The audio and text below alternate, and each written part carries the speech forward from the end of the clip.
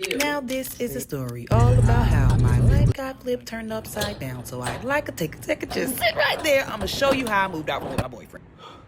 100 and something degrees. First of all, this fucking apartment complex is diabolical. It's so easy to get fucking lost. The plan was actually to go to Walmart because if you need anything, it's at fucking Walmart. Ross.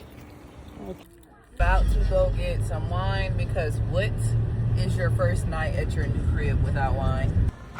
We are really just looking for wine. Still, I'm a Riesling girly. This is one of my favorite kinds of Riesling.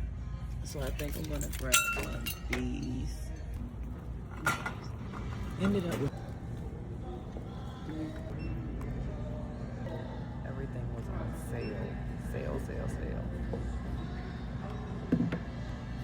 Definitely taking all this stuff up the elevator. Okay, shoes off immediately.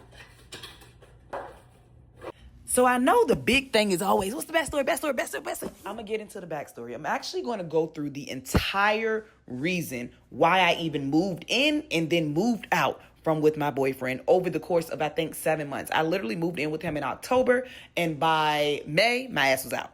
Now, an important piece for this story, a very important piece, is to remember that unlike y'all boyfriends, my boyfriend was not a piece of shit, okay? I want to be very clear about that. But, because there's always a caveat, unfortunately, just because a nigga is not a piece of shit does not mean that he's perfect or that he's perfect for you. And nobody's perfect. But at the same time, I think that we as people think that if somebody's a good person, that means they're good for us. And that's not necessarily the case. And that's something that I realized because in every other relationship I've been in, if somebody was a bad person or they did me wrong, they were just flat out fucking wrong. But what do you do when you're in a relationship with somebody who's trying, who's a good person, who is putting forth as much effort as they possibly can for what they have or the resources that they have, but it's still not enough? And then as a woman, what do you do? Because most women that I know will tell you to stick it out, go to therapy, whatever the fuck, and be miserable, essentially. Yeah. And your girl was not doing that because, listen, the world is my motherfucking oyster. I do not have to settle for a fuck thing if I don't want to, and I decided that I'm not going to. And I just feel like this is the era of women really deciding that they're not going to settle. And that doesn't mean that you literally got to drop the nigga where he's at, but